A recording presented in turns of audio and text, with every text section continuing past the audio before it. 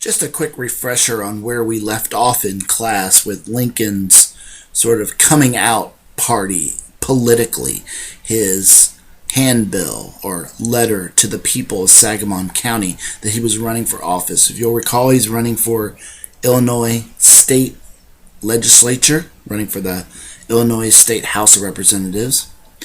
And he's laid out his philosophy in which he puts out 3 bullet points that he's interested, numero uno, most important, internal improvements. That is, think transportation.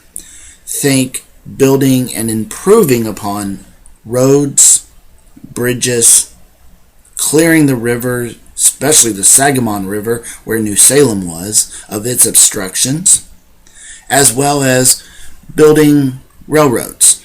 Now, I mentioned that this takes money, and you need a government that is one that has some power, has power to obviously legislate taxation. And to do these are expensive business ventures where you're going to need increased taxation. That's not something everyone's always too keen on and thrilled, even to this date. But previously, how these projects were done, roads, bridges, clearing rivers, the beginning of railroad construction, was done by lotteries. A lot of lotteries held. Well, it's going to take, on a larger scale, government action. And that's what makes Lincoln very different than the Democratic Party, which it was already an established national party in this country. The party led by Andrew Jackson, a party that believed in small government. The best government is the one that governs least. They believed that the future of America was agriculture. They focused on small farmers, expanding this nation westward, but doing so with an agricultural mindset. Okay, if you want to grow this country and do it rapidly, and to make the United States a much more powerful nation, also globally, there was a young group, not all young, but mostly young, like-minded politicians that believed you needed to grow government. Government needed to be stronger, have more power. And in doing so, increase taxation. That's not going to be popular, but government is going to do that to give back to the people. And in turn, these projects, which are going to take increased taxation, are going to benefit the people through the roads, better bridges, clearing the rivers, building railroads. That's going to foster economic development, which is a win-win-win for all, even for small farmers who will be able to market their goods to much further locations. Like at this point, farmers market to locally.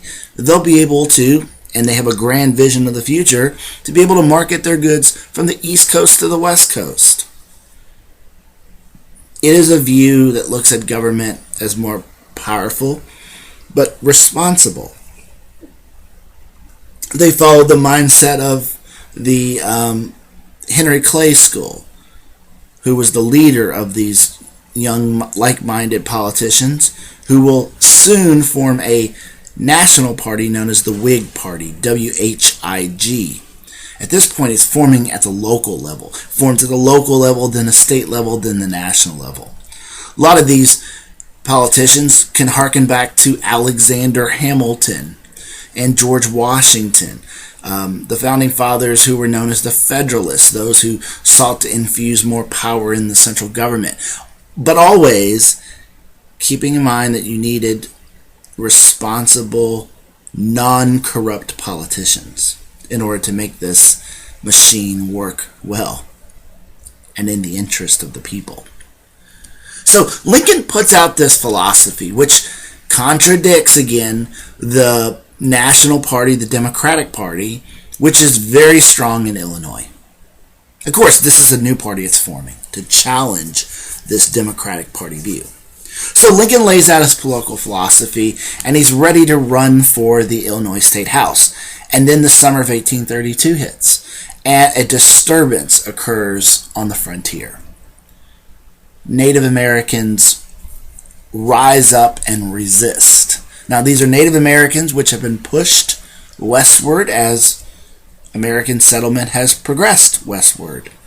And a group of Native Americans, mostly Sioux, Sauk, Fox Indians, led by Black Hawk. These are Native Americans who were native to the Illinois area, had been pushed west across the Mississippi River into places like Iowa. And desperate to reclaim their ancestral lands, in the summer of 1832, they attacked. And they attacked frontier settlements throughout Illinois, indiscriminately killing quite a number of whites that had settled. That led the Illinois governor to seek a solution, to fight back. Well, you can't really necessarily call up the United States Army. We don't really have a sizable United States Army.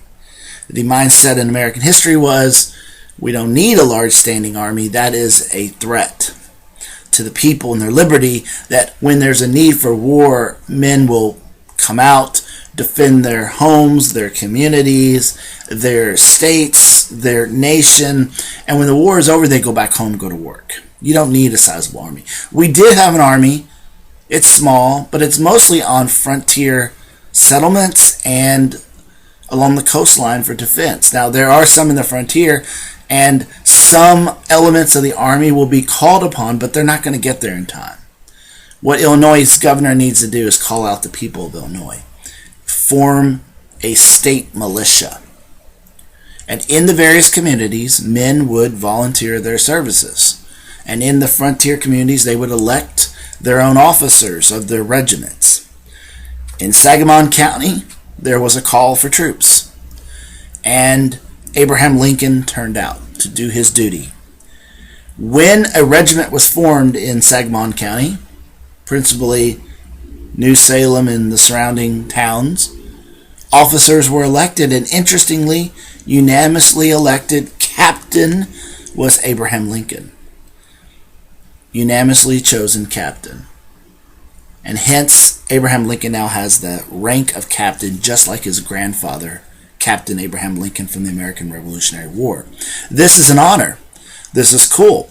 You've been selected by among your peers, young men who have elected you to be the leader.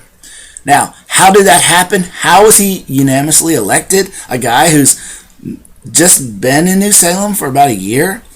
Well, probably the Clary Grove boys have a role in it, because when you look at Lincoln's officers, his second in command is Jack Armstrong. Third, fourth command on down, all happen to be the Clary Grove boys. Again, these guys are significant for being close friends to Lincoln and helping him not only in his political aspirations, but even in other aspirations. And there is a significance of military service in this new age as young men start to run for office, as the political process is opened up to all white males over the age of 21. Military service is a way of increasing one's station in life, and being an officer, a leader, that is something you want to put on your resume when you're running for political office, because you are in theory going to lead as you represent the people. So this is great for Abraham Lincoln in building a professional political record as a leader. Now, men throughout Illinois turn out. They will fight back. They will repulse Black Hawk and his Native Americans and drive them back west across the Mississippi River. Over a period of a few months, it is a success for the Illinois militia. But what about Abraham Lincoln's service? He served approximately 3 months. He did not see any military action. The only thing he saw basically was he and his men came across a battlefield the day before in which Illinois militiamen had been engaged with Native Americans, and there were about 10 or so bodies of Illinois militiamen still laying on the battlefield, and Lincoln ordered his men to bury them, and that was it. Lincoln later said during the American Civil War as president, when people asked about his service, they knew that he had been a leader during Black Hawk's War. He would laugh.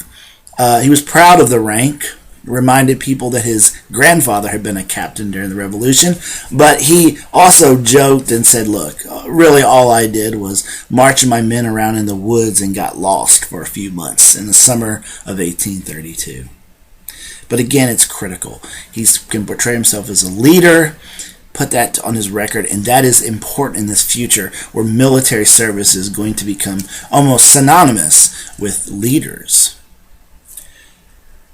Now, once the Black Hawk's War was over, Lincoln goes back on the election trail. It's the late summer of 1832, and an election is to be held. Now, in the election, there were a total of 13 candidates. And the way this process worked was, it wasn't winner takes all. The first place is the guy. No.